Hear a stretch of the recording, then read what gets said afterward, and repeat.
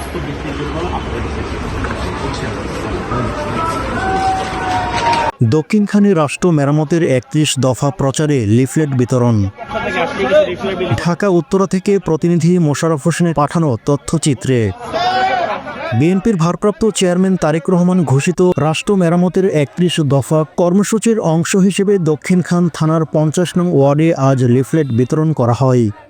এ কর্মসূচির আয়োজন করে এস.এম. জাহাঙ্গীর হোসেন, যিনি যুগ্ম আহ্বায়ক ঢাকা মহানগর উত্তর বিএনপি হিসেবে দায়িত্ব পালন করেন।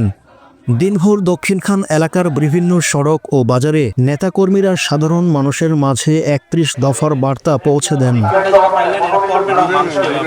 কর্মসূচিতে অংশগ্রহণকারী নেতাকর্মীরা বলেন, এই ৩১ দফা আমাদের আগামী রাষ্ট্র গঠনের রূপরেখা। জনগণকে সচেতন করতেই আমরা মাঠে রয়েছি।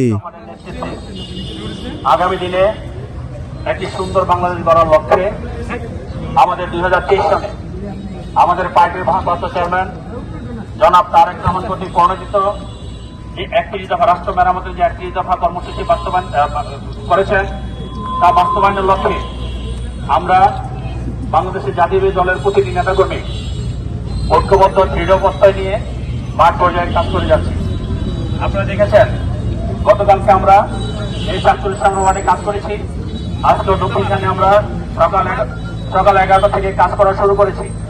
তা আমাদের মূল টার্গেট হলো যে আমরা যাতে আগামী দিনে যে একটি নির্বাচন হবে, সেই নির্বাচন যাতে জনগণ বুঝে শুনে তার ইচ্ছা মতো প্রার্থীকে ভোট দিতে পারে, সেটাই হলো আমাদের মূল টার্গেট। তার মানে আমরা যে রাষ্ট্র মেরামতের ৩১ দফার কর্মসূচি দিয়েছি, সেই ৩১ দফার দলিল সেটা হলো যে আমরা জনগণের ভোটে যদি ইনশাল্লাহ আগামীতে বিএনপি ক্ষমতায় যায়, তাহলে এই ৩১ দফার ভিত্তিতে রাষ্ট্র পরিচালিত হবে। তো কাজেই আমরা সেটা জনগণের কাছে নিয়ে যাচ্ছি, জনগণ সাদরে গ্রহণ করছে এবং প্রতিটি মানুষ সেটার পক্ষে সপক্ষে যুক্তি দিচ্ছে যে বিএনপি একটি ভালো কাজ করছে, যে আমরা বুঝে শুনে মানুষকে ভোট দিতে পারবো। আমরা বিশ্বাস করি জনগণ যদি বুঝে শুনে ভোট দিতে পারে এবং গণতান্ত্রিক চর্চাটা যদি থাকে, তাহলে আর কখনো অতীতে যে বাংলাদেশে ফেসিবাদের জন্ম হয়েছিল, যে ফেসিবাদকে মুক্ত করার জন্য বাংলাদেশে হাজার হাজার মানুষের জীবন দিতে হয়েছে, হাজার হাজার মানুষের মৃত্যুবরণ করতে হয়েছে, হাজার হাজার মানুষ অসুস্থ হয়েছে, সেই ধরনের কোনো ঘটনার আর পুনরাবৃত্তি ঘটবে না। আপনারা দেখেছেন খুনি হাসিনার সময় বাংলাদেশে কিভাবে অর্থ লোপাট হয়েছে, খুনি হাসিনার সময় বাংলাদেশের মানুষকে কিভাবে গুম করা হয়েছে, খুন করা হয়েছে, হত্যা করা হয়েছে, কিভাবে মিথ্যা মামলা দেওয়া হয়েছে। আমরা এই প্রতিটি ঘটনার সুস্থ বিচার আমরা চাই। এখন অন্তর্বর্তীকালীন সরকার আছে, তারা হয়তো কিছু কিছু জায়গায় সেই বিচারের ব্যবস্থা করছে। আমরা মনে করি এই সরকার হয়তো স্বল্পমেয়াদী সরকার, জনগণের যেহেতু ভোটে নয়, ওনারা যদি এই বিচার কার্যগুলো শুরু করে যেতে পারে, তাহলে পরবর্তীতে তার ধারাবাহিকতা রক্ষা করবে নির্বাচিত সরকার। আমরা বিশ্বাস করি অল্প সময়ের মধ্যে যেটুকু দরকার সংস্কার, নির্বাচন সংক্রান্ত যে সমস্ত সংস্কারগুলো দরকার, সেই সংস্কার করে আমাদের দুই নেতা অর্থাৎ বিএনপির ভারপ্রাপ্ত চেয়ারম্যান জনাব তারেক রহমান এবং বাংলাদেশের চিফ অ্যাডভাইজার ডক্টর অধ্যক্ষ ইউনূস সাহেব, যে গত ১৩ তারিখে লন্ডনের যে ঐতিহাসিক মিটিং হয়েছে, যে সমঝোতা হয়েছে, যে মিটিং এর ডিসিশন হয়েছে, আগামী ফেব্রুয়ারিতে বাংলাদেশে একটি সাধারণ নির্বাচন হবে।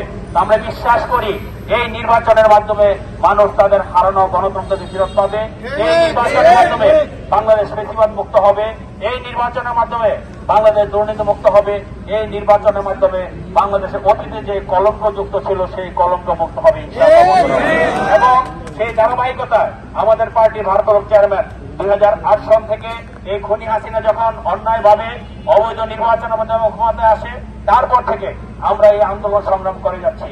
সেই আন্দোলনে আমাদের অনেক নেতাকর্মী গুম হয়েছে, খুন হয়েছে, শহীদ হয়েছে, মামলা শিকার হয়েছে, আমাদের ৬০ লক্ষ নেতাকর্মী মামলা শিকার হয়েছে। আমরা এদেশের অর্থ পাচার করে বাংলাদেশকে আবার তলাবিহীন জুড়িতে পরিণত করেছে।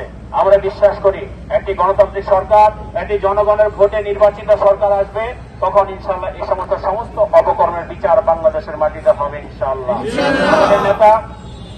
আমাদের নেতা দীর্ঘ ১৭ বছর এই দেশের মানুষকে ঐক্যবদ্ধ রেখেছেন আন্দোলন সংগ্রাম করার জন্য, এই দেশের মানুষকে ঐক্যবদ্ধ রেখেছেন একটি ফেসিবাদ মুক্ত করার জন্য।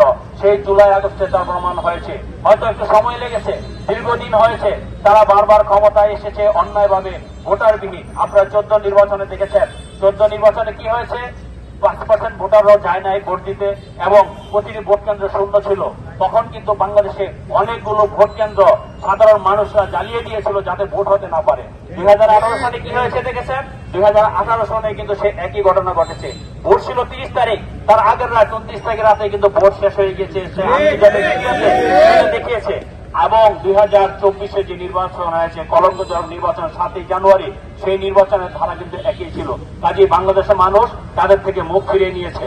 বাংলাদেশের মানুষ সেই ফেসিবাদী রক্তচক্র আর দেখতে চায় না। ফেসিবাদের পতন হয়েছে, খুনি হাসিনা বাংলাদেশ থেকে পালিয়ে গিয়েছে। তবে আমরা বিশ্বাস করি এখনো বাংলাদেশে যে সমস্ত ফেসিবাদী চক্ররা আছে, খুনি হাসিনা দোসররা আছে, অল্প সময়ের মধ্যে ওই আইন শৃঙ্খলা রক্ষাকারী বাহিনী যারা আমাদের ভাইকে হত্যা করেছে, গুলি করে, যারা আমাদের ভাইকে নির্যাতন করেছে, যারা এদেশের মানুষের সম্পত্তি দখল করেছে, ব্যবসা বাণিজ্য দখল করেছে, তাদের নিশ্চয়ই আইনের আওতায় নিয়ে আসবে অল্প সময়ের মধ্যে। আমরা বিশ্বাস করি ইনশাআল্লাহ আমাদের নেতা তারেক রহমানের নেতৃত্বে আগামী দিনে একটি সুন্দর বাংলাদেশ আমরা গড়ব। আমাদের তারেক রহমানের স্পষ্ট বক্তব্য, জনগণের চাহিদা, জনগণের আশা আকাঙ্ক্ষা অনুযায়ী আগামী দিনে রাষ্ট্র পরিচালিত হবে যদি আমরা ইনশাআল্লাহ জনগণের ভোটে নির্বাচিত হই। সেই জন্য আমাদের নেতা বলেছেন, জনগণের সাথে থাকো, জনগণের পাশে থাকো, জনগণকে পাশে রাখো। আমাদের বক্তব্য হলো যে আমরা যেটা বলেছি, দিল্লি নয়, পিন্ডি নয়, সবার আগে বাংলাদেশ।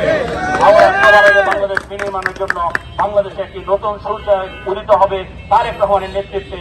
ইনশাআল্লাহ তারেক রহমানের সেই সমস্ত কর্মসূচিকে আমরা আমাদের এই দেশের জনগণকে নিয়ে, মানুষকে নিয়ে ঐক্যবদ্ধভাবে সেই কর্মসূচি বাস্তবায়ন করে আগামী দিনে একটি সুন্দর বাংলাদেশ গড়ব, একটি ফেসিবাদ বিরোধী বাংলাদেশ গড়ব, যেখানে আর কোনো অন্যায় হবে না, যেখানে আর কোনো বৈষম্য হবে না, যেখানে আমাদের ভাইয়েরা আর জীবন দিতে হবে না, যেখানে আর ছাত্রছাত্রীর তার লেখাপড়ার জীবন নষ্ট হবে না, যেখানে কোনো অন্যায় প্রতিবাদ করার জন্য রাস্তা বন্ধ হবে না। আমরা বলতে চাই যে ইনশাআল্লাহ আগামী দিনে তারেক রহমানের নেতৃত্বে একটি সুন্দর বাংলাদেশ গড়ার প্রত্যয় এবং দুর্নীতিমুক্ত, ফেসিবাদ মুক্ত বাংলাদেশ গড়ার জন্য আমাদের যে নেতা যে প্রত্যয় ব্যক্ত করেছেন, আমরা যে যেখানে আছি, যেভাবে আছি, সকলে তাকে সহযোগিতা করবো ইনশাআল্লাহ। এই বক্তব্য রেখে তারেক রহমানের বাংলাদেশের শুভ আগমন আশা করে আজকের মতো বিদায় নিচ্ছি। আল্লাহ হাফেজ। বাংলাদেশ জিন্দাবাদ, জাতীয় দল জিন্দাবাদ, শহীদ রাষ্ট্রপতি জিয়াউর রহমান অমর হোক, দেশনেত্রী বেগম খালেদা জিয়া জিন্দাবাদ হোক, সরকার থেকে যে নেতাকর্মীরা আমাদের একসঙ্গে এই গরমের ভিতরে আমরা এই পর্যন্ত রিফ্লেক্ট বিলি করেছি, আপনাদেরকে আমার অন্তঃস্থল থেকে ধন্যবাদ জানাচ্ছি। পাশাপাশি আমরা দুপুরে 5টায় এয়ারপোর্ট রেললাইন থেকে আমরা আশকোনা থেকে আমরা আরেকটি কর্মসূচি আছে আজকে।